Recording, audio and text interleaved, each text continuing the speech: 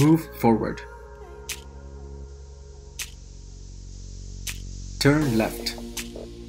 Move back.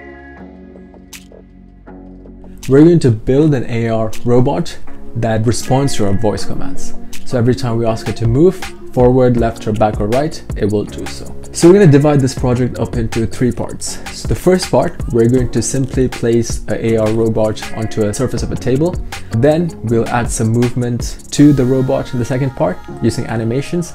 And in the final part, we'll add speech recognition into the app so that the robot will move responding to your voice. 3 different parts, 3 different episodes, and as part of this you'll learn a lot of new things. You'll learn how to do raycasting, you'll learn anchors in AR, you'll learn how to set up a basic AR scene and load a 3D model. Finally, you'll also learn speech recognition. You will also learn how to animate 3D models in AR using RealityKit. So stay tuned, a lot of things to learn, and I'll release the videos one by one during this week and next. We'll learn how to use RealityKit to make a voice-enabled AR robot app.